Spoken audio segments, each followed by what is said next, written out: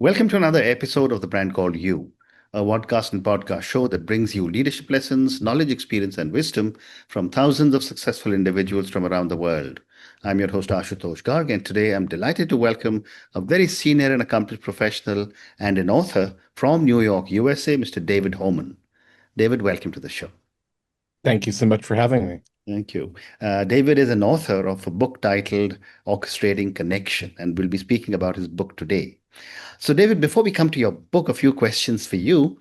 You describe yourself as a lifelong connector, yet also speak candidly about moments of professional disappointment. What personal experiences most shaped your understanding of connection as a discipline rather than a personality trait? It's always a good question to answer to talk about my worst moment in my Mhm. life, which was when I was 12. Yeah. I got very sick. I was playing a sports game. I blacked out. I woke up. I was in the hospital. 9 months later, back and forth to home. Such a phobia of needles. I can't really donate blood unless I Mm. have to. And I was left this awkward middle schooler who Mm. didn't really have friends, was in a new place, and everyone knew me as the sick kid. And that ruined my entire psychology of how Mm. I saw myself to others. Yeah, To this day, I might be now an author and a founder and all these things, but you still sit with those demons in your formative years. absolutely. And everything I've done since has been to understand how people see me, not Mm. how I see myself. Mm. Amazing. And this one you told me about this one of the challenges you faced when you were unwell.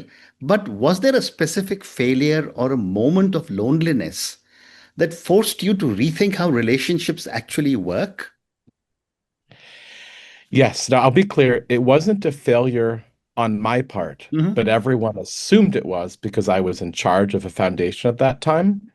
um, Housing bubble recession, the Yeah. world is falling apart globally, and little foundation that I had run that had millions of dollars in assets. I'd been the CEO for several years. Mm. We lost all our money to the Bernie Madoff Ponzi scheme. Mm. Wow. Invested in the 90s. One of our board members had been on the NASDAQ with Madoff. This was about as trusted as you could get. And in retrospect, everyone will tell you they should have known. But many of the richest people on the planet didn't know. Mm. Neither did we. I went to what I thought my network was, which were people who I'd helped get jobs at Yeah. foundations, individuals who had been philanthropists, or I said, let me introduce you to this person. They did a business deal. I went out to the network that I thought I had given value to. I didn't hear anything back. Did Yeah. you? Yeah. And then I realized networking was self-serving when it was working through somebody. Mm. And it was on mark, right? If I'm focused on philanthropy in this specific part of India and you pitch Mm. me about something that's happening in Hong Kong, I don't care. Correct. And therefore, transaction over. Very true. But if I have nothing to do with helping, in this case, one of my friends' charities, which Mm. helps young girls in India starting with their maternal health, Mm. uh, then what starts to happen is I help that person without an expectation in return. My network is diverse because of it. Mm. And then the next moment, that person goes, you know who you should talk to? This arts philanthropist in New York you Yeah. don't know who's in my circle, not yours. Once I realized that networking with diversity, with curiosity and vulnerability was the key, Mm. took 5 years to be clear. This was not an overnight. Yeah. I had suddenly built what made me feel less lonely, made me more purposeful and successful, which is Mm. what I call orchestrated connecting, which is my private global community of people that would now proudly call themselves connectors. Wow. What a great response. Thank you for sharing this. And I can imagine the Madoff scandal really impacted a lot of people, but you're the first person who was actually impacted. Thank you for sharing this. That I know, I mean. My next question, David, is at what point did you realize that your way of connecting people could be systematized and taught rather than remaining an intuitive skill? So I'll say a few things, right? One, I think most people do events wrong. They do events as if the extrovert needs to own the room. The world is really best connected through introverts and people with empathy who want intimacy while also holding power. Mm. And you can't make an intro to 30 people. You can make an intro one to one. Mm.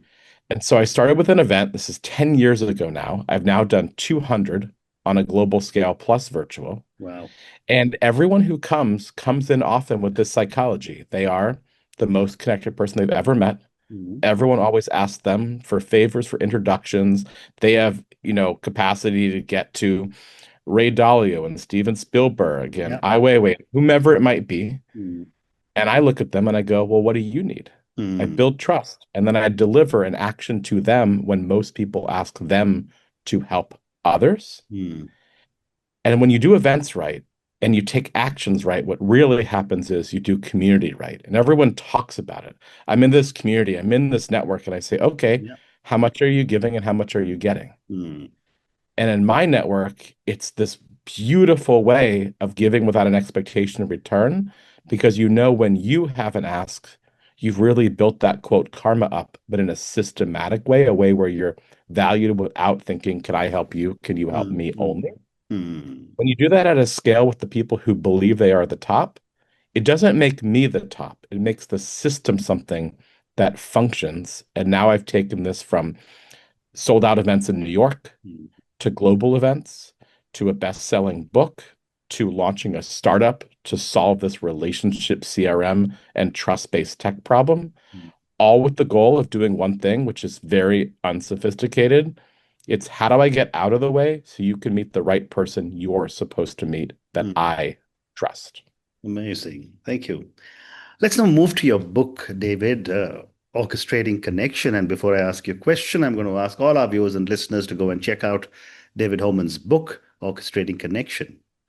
So, my first question for your book, David, is that you draw a sharp distinction between networking and connection. What is the most damaging myth people still hold about networking today? People believe if they get their pitch correct and they do it perfectly, Mm. they will succeed. It doesn't work. We'll Yeah. take out of the business context, right? Think about years ago when we were both younger. Mm. We went on a date, and the most beautiful person we've ever seen that our heart is aching for is in front of us. And Mm. we do our pitch about us perfectly. And then they don't call back. Yeah. And you think, what did I do wrong? And the answer is, you did nothing wrong except for you chose not to listen. You Correct. chose not to have empathy. You chose not to have vulnerability. You Mm. chose to not make them feel valued. And people think when they network perfect, they get that moment. They walked up to Ray Dolly when they said, I did my pitch and he heard me. And I'm thinking, great. Well, you walked by me and I worked for him for several years, and his kids and their daughters are people I know, decently well, some very well. Mm. Why'd you walk by me to try to pitch somebody who gets pitched 1,000 times a day? You Mm. you didn't even read his book. You didn't triangulate. You didn't Yeah. meet the people who then uh, people get that wrong because they think their moment is the moment in front of them, not the relationships they build to put them in front of the right people Mm. at the right time. Mm. Very interesting. Why did you choose the metaphor of orchestration rather than leadership or management to describe your approach? Well, the other thing people can do besides Google or get my book is they can say to Alexa or to go on Apple and say, please play the music of David Homan. I Okay. am a classical composer. I have 7 albums publicly available. I've written Nice. over 200 works. I've been playing piano since I was 4, writing Mm. since I was 12. I started composing, Mm. not coincidentally, the year I got sick. Mm. And so I'm a fully fledged musician. And it's not a hobby, it's not a career. As a composer, you live in between till you die, then everyone goes, "Oh, Yeah. they were so great." Mm.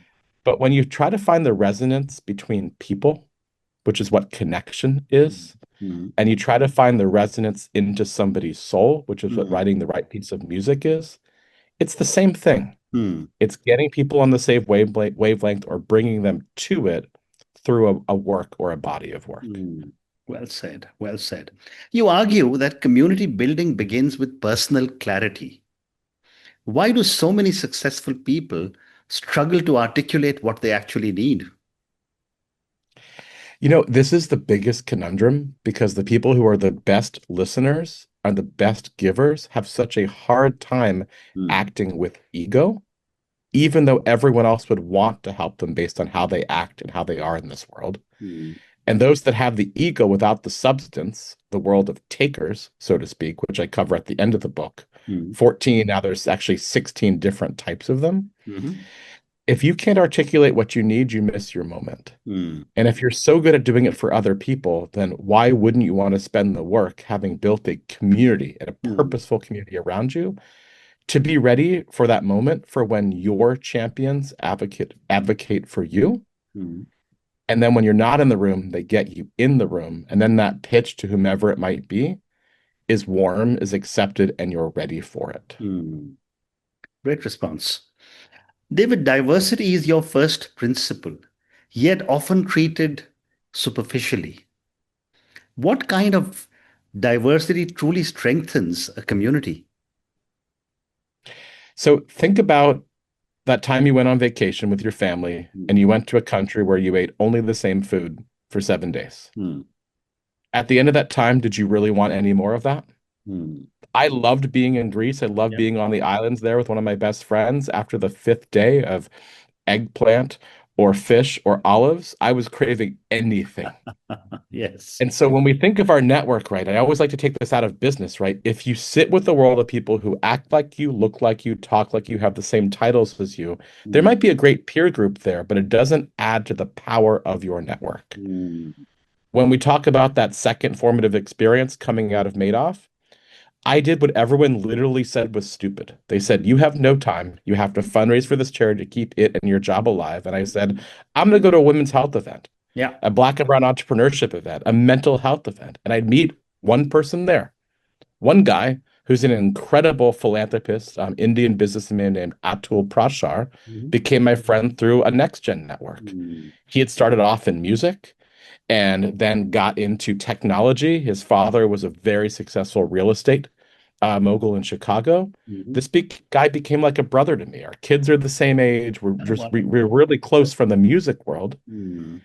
And then I go out to events not focused on India and philanthropy, and somebody says, "Well, there's this horrible thing going on with like 11 to 13-year-old girls where the minute they start to have their periods, they don't go to school because Mm. there's no place for them to have privacy Mhm. every month." And I said, well, you need to talk to my friend. And that is one of his major philanthropies, is a charity that helps solve that Mm. for tens of thousands of girls by building a room near a school for a girl to have privacy when she starts to menstruate. Mm. And so next gen, India, entrepreneurship, I'm in Jewish and arts. Those don't overlap except for the power that has come from our mutual friendship over 12 years now is way more diverse than what would have happened if I focused on are you in New York? Are you Jewish? Are you in arts? Which was the network I needed at that time. Mm. Well said. Vulnerability is presented as a strategic strength rather than an emotional risk. Where do most leaders misunderstand vulnerability? So there's two answers to that, right? There's the strategic one, which is you don't want to show weakness when you're a leader because Mhm. we've all been taught that weakness is not a strength, as you just Correct. said, Mm. right? I'm a global leader in my world, in my network. And this past fall, my father fell ill for the last time, went to the hospital, went into hospice. He passed away I'm early sorry. December last year. Sorry to hear. Mm. The fact you say that instantly makes me want to help you more because as I led my organization, raised money for my startup, started with this out from this best-selling book, Mm. when I shared that with people and people nodded and then they said, "So are you free Thursday to meet?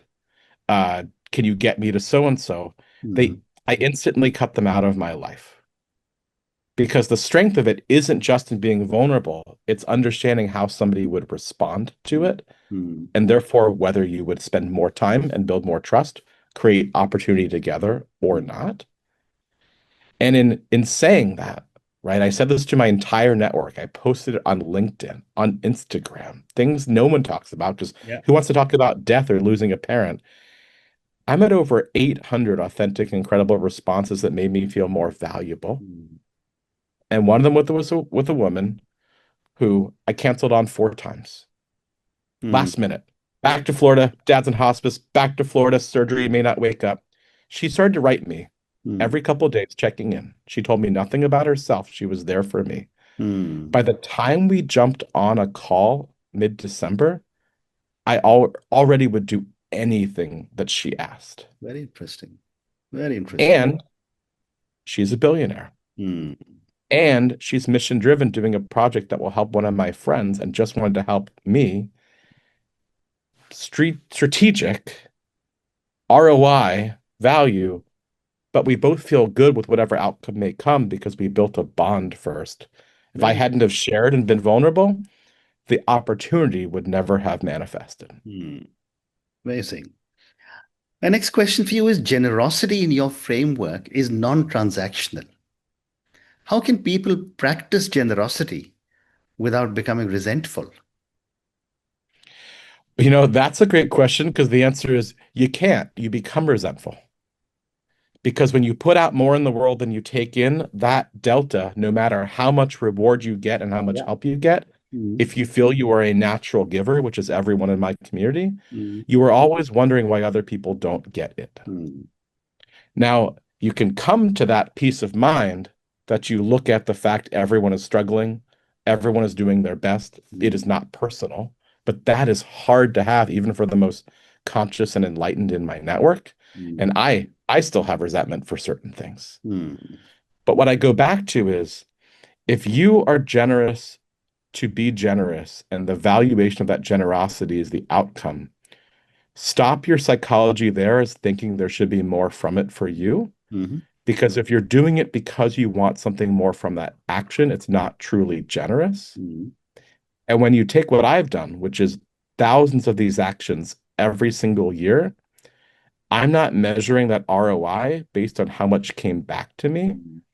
What I'm understanding is, I sat with two friends for a lunch last week in New York, and this woman, pretty successful woman in the world of mental health, she goes, just so you know, everyone I mention your name to says they trust you, they love you, they'll help you. How She's like, interesting. I've never met a person who for which it's 100% that. Some people aren't that sure. And she's like, the only way you've done that is through leading with generosity and gratitude Hmm. and not asking anything after you help somebody. Amazing. Thank you. David, how can your framework be applied by someone who is not running a formal community or an organization? The fallacy that you have to be a convener to have a community, Hmm. that you have to be the person who can get in front of the room with a microphone and have everyone grateful you brought them there, is part of the failure of how we view community. Hmm. Every single person listening has a community. Hmm. You have your closest people. You have the people at work, people who you know through kids, neighbors, people you used to work with. The difference, and this is Hmm. why my colleague Noah Askin and I wrote this book, this isn't just about trying to get to some famous human being or getting all the money that you need. If we had more and more interconnected, purposeful communities, meaning your network, Hmm. my network, everyone listening, everyone who has participated in Hmm. the thousands of podcasts that you've done, if we were more intentional and purposeful with everyone around us and ourselves, would we have as many challenges as we currently have in Hmm. this world? Hmm. Well. That is my belief of what changes the framework and the system. Hmm. You don't have to have an outcome that is, I want to be a CEO or a Bollywood star. Hmm. What you have to have is an outcome that says, the sum of the people around me make me greater as I make them great. What's next together? It's an abundance mindset that comes from understanding everything we spend our time on. It's not for time to money, it's for relationships. Absolutely. That is really the ultimate currency on this Hmm. planet. Well said. What does orchestrated connection look like inside families and not just professional circles? So most people in my network, when they talk to me, they'll go, "Oh my God, my husband's been like telling me for years I'm wasting my time making all these intros." Or somebody else going, my son started out, he became greater than me. He built a Hmm. network. I didn't know what networking was. Hmm. And so when you were doing this internally, right, your core community is your family. Now, families are complicated. Sometimes families are together because they have to be, but they are the people who know you the best. Hmm. But when you do community right and family right, you can strengthen your family with people who are like family, who are not blood.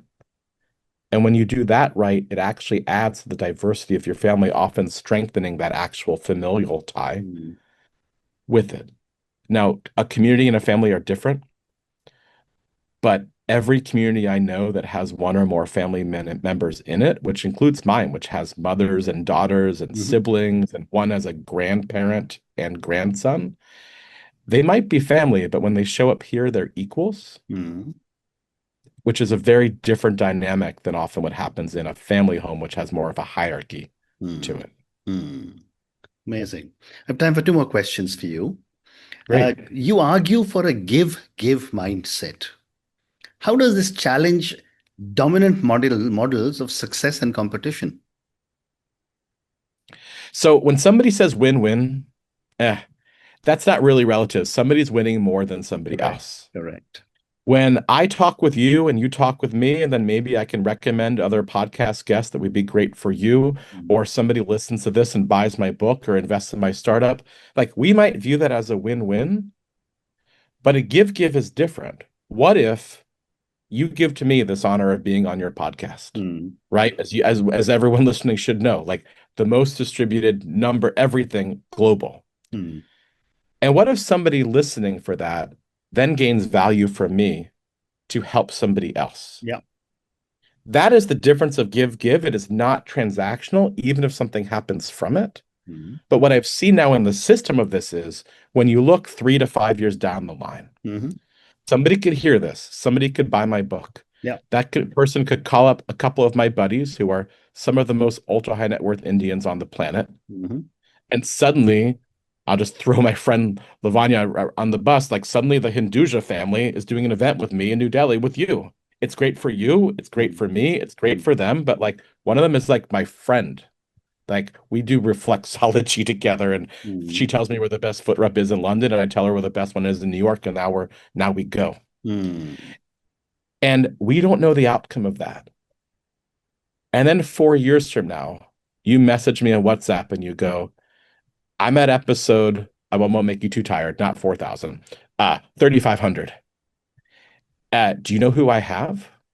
And I go, no. And you tell me your idol of a guest Mm. who happens to be friends with that person you met through my friend Mm. 4 years prior. Mm. We can't visualize this. Yeah. So we think that we giving and giving isn't worth it.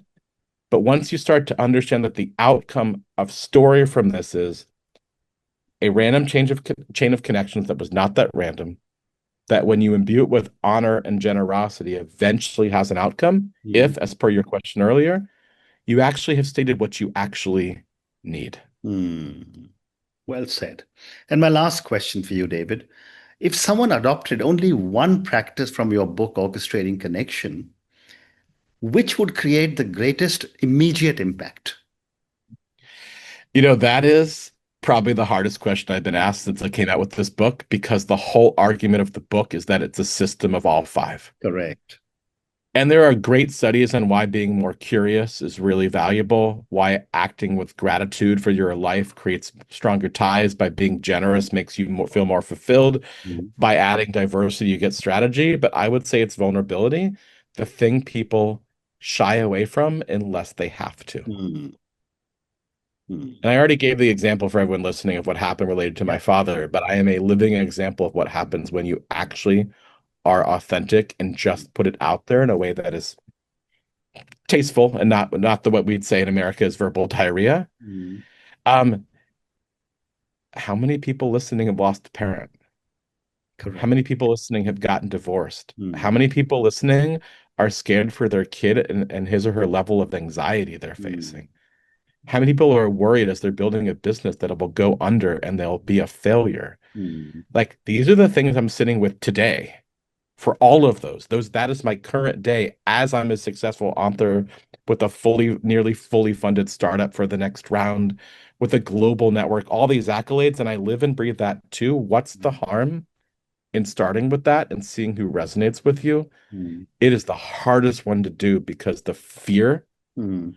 of how people react and what we think people will say is greater than the reality of how they respond, Correct. even if it's a crappy response. Mm. Amazing. And on that note, David, I just want to say what a fascinating conversation this has been with you. I think we covered some very interesting ground. Networking, connections is something everyone desires. but not everyone is able to understand not just how to make a connection, but how to retain the connection so that there is, as you say very correctly, a give in both the people's relationships.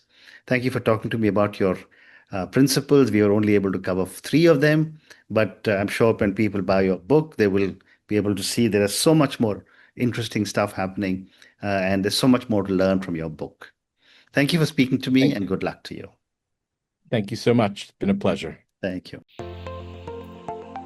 Thank you for listening to the Brand Called You videocast and podcast, a platform that brings you knowledge, experience, and wisdom of hundreds of successful individuals from around the world. Do visit our website www.tbcy.in to watch and listen to the stories of many more individuals. You can also follow us on YouTube, Facebook, Instagram, and Twitter. Just search for the Brand Called You.